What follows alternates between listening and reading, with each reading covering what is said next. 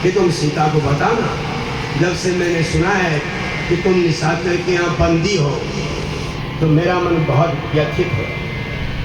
देखो हनुमान जी, इस अंगूठी में मेरा नाम है, जिससे सीता को पूरा विश्वास हो जाएगा।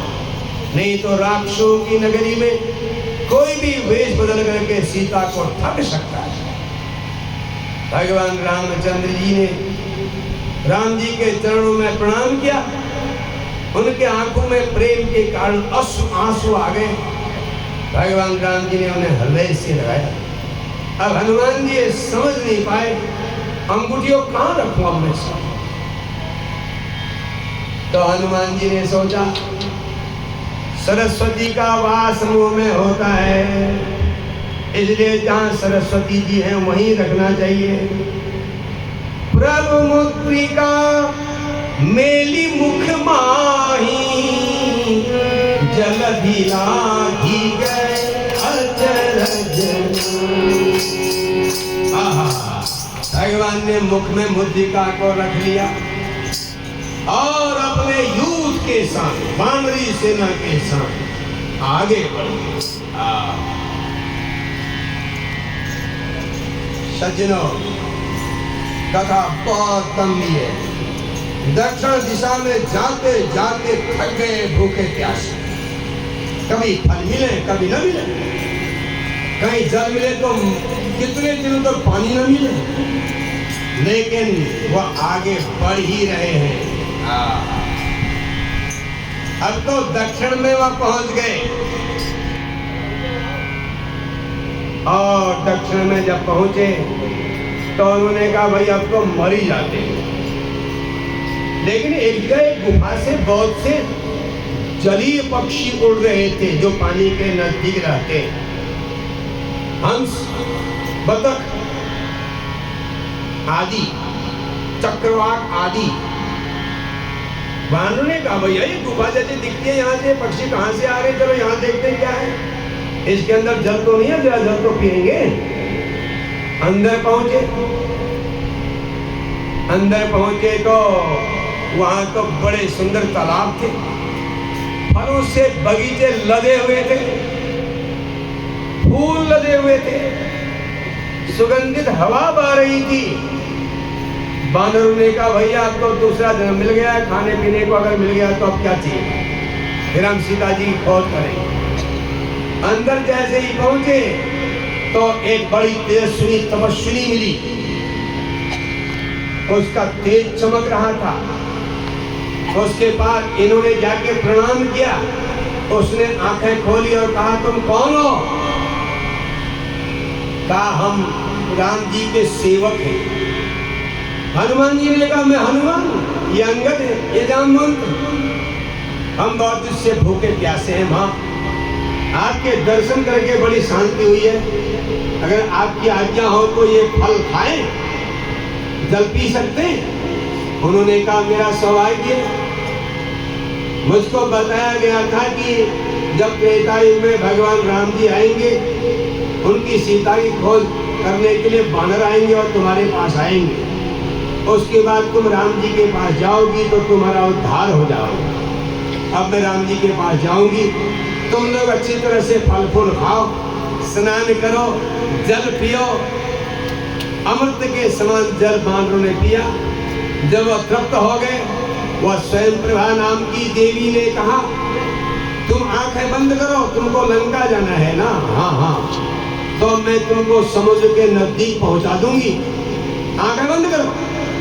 सबने आंखें बंद की तो एक झटके में देखा वो तो पास ही आ गए समुद्र के नजदीक। तो दिनों बाहर आए ही थे। अब सोचा भाई सामने समुद्र है, क्या करें यहाँ, अब तो मर जाना चाहिए। मरने के लिए लंबे हुए थे सब। मूर्छित पड़े हुए थे। दूर से एक गिद्ध देख रहा था। गिद्ध ने कहा, आज भगवान ने मुझ पर बड़ी कृपा कर दी है, बहुत दिनों से भूखा हूं, बारी बारी खाऊंगा, एक दिन एक को खाऊंगा, दूसरे दूसरे को खाऊंगा। वह हंस रहा था, खुश हो रहा था। बांधव ने कहा, ये और दशा खराब हुई, अब तो मरते हो। भाई एक गिद्ध वो भी था जटायु, जिसने सीता को बचाने के लिए अपनी जिंदगी दे दी। अब एक गिद्ध है, हमको खाएगा। जब बानर लोग जटायु की चर्चा करने लगे, उस गिद्ध ने कहा, भैया तुम कौन हो जो मेरे भाई जटायु की बातें करते हो? जटायु मेरा भाई था, क्या जटायु मर गया? बानरों ने कहा, रावण से लड़ रहा था और रावण ने उसके पंख काट दिए। वो सीता को बचाना चाहता था और भगवान राम की गोद में उसने प्राण छोड़े। उसने कहा, भैया वो मेरा भाई था जटायु और मैं उसका भाई संपाती हूँ। तुम अच्छे मिले, तुमने खबर तो दी मेरा भाई मर गया। भैया मेरे को उठा को यहाँ पानी के नजदीक ले जाओ, मैं अपने भाई को तिलांजलि देता हूँ। मुझे तो पता ही नहीं था। बात ऐसी थी, हम दोनों भाइयों ने एक बार विचार किया कि सूर्य भगवान तक पहुंचेंगे। हम उड़ते रहे उड़ते रहे उड़ते रहे और जब बहुत सूर्य के नजदीक पहुंच गए तो हमारे पंख जल गए। जटायु कहीं गिर गया और मैं यहाँ समुद्र के किनारे आ गिरा। तब से जटायु की खबर आज ही मुझे मिली है। बानर लोग उसको उठा के लाए और जो है उसने अपने भाई जटायु को तिलांजलि दी और याद करके रोया। कहा, भैया तुम बताओ मैं तुम्हारी क्या सेवा करूं? बानरों ने कहा, हमको ये बताइए कि लंका नगरी यहाँ से कितनी दूर है? अरे राम जी की जानकी को रावण हरण करके ले गया है। संपाति ने कहा, रुको मैं देखता हूँ, मेरी गिद्ध दृष्टि है। गिद्ध बहुत दूर से कोई भी चीज को देख लेते। उन्होंने कहा, देखो मैं ये देख रहा हूँ सीता अशोक वाटिका में बैठी है, राक्षसियों से घिरी है। भैया तुमको ये 100 योजन समुद्र लांघना पड़ेगा। कोई तुम में है ऐसा वीर जो समुद्र लांघ के वहां जावे? अब मैं तो बूढ़ा हो गया, मैं तुम्हारी भांति सहायता नहीं कर सकता। सारे बानर लोग आगे समुद्र के किनारे आए और अब सोचने लगे इतने विशाल समुद्र को कैसे पार करें। सज्जनों, मैं आपको बहुत संक्षेप में कथा सुना रहा हूं। समुद्र मंथन की समुद्र लंघन की मंत्रणा होने लगी। समुद्र कैसे लागा जावे, ये बातें आपस में होने लगी। सज्जनों, जामवंत ने कहा, भाई देखो मैं तो बूढ़ा हो गया हूँ, जवानी की बात होती मैं लांघ के वापस भी आ जाता। अंगद ने कहा, मैं लांघ के चले तो जाऊंगा लेकिन मुझे लौटने में विश्वास नहीं है कि मैं लौट पाऊं या न लौट पाऊं, कोई पक्का नहीं है। हाँ, अब सब बानर अपनी अपनी बात करने लगे और कोई भी ये न कह सका कि पूरे समुद्र को लांघ के वहां लंका जाऊंगा फिर लौट के आ जाऊंगा। तो जामवंत ने देखा सबने तो कर दिया, हनुमान जी तो चुपचाप बैठे एक जगह। हनुमान जी तो कुछ कहे। जामवंत जी ने हनुमान जी से कहा,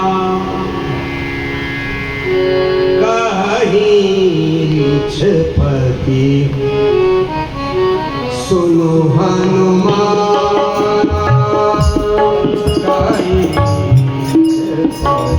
सुन हनुमान,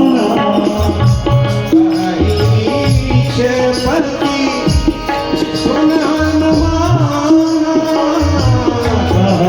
रीछपति सुन हनुमान।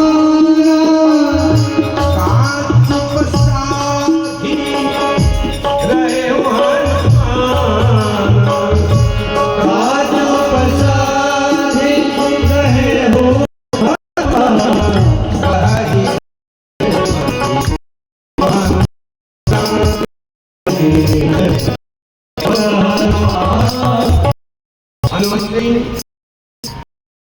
जी ने पवन कराया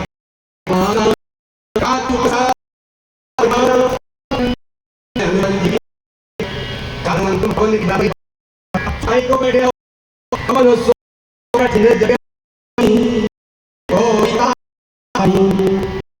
जगह बताओ दुनिया में कौन कठिनाई तुम्हारी काम कर सकते हो? हनुमान जी ने कहा मेरी अब याद दिलाई उन्होंने सोचा हम नहीं चल रहा अब दूसरा लगी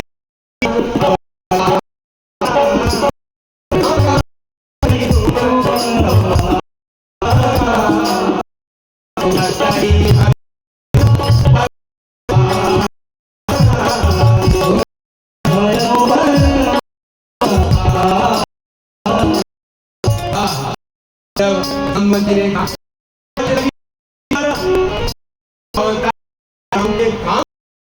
जैसे कहा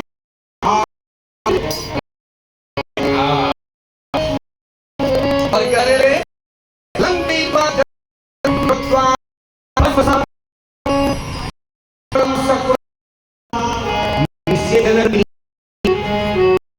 ने कहा समुद्र ला करके भस्म करके रावण को ना सके सीता को मैं दूंगा आज इतने करने की जरूरत नहीं आप जाइए और रावण का नाश आपको खोज कर आई हनुमान जी को याद हनुमान जी के बच्चे मतलब छोड़े तुमको ये काम करना है हनुमान जी सीता जी को जीते जागते देखना है और वो कहाँ है ये पता करके लाना है कि रामचंद्र जी के साथ हम सब जाएंगे फिर आपको पुरुषार्थ दिखाना है राम जी के कार्य के लिए तुम हवा का अनुगमन करो वायु तुम्हारा सहयोग करेंगे अब सब बानर योद्धकों ने हनुमान जी को जाने की विदाई दी हनुमान जी महेंद्र पर्वत में चढ़ गए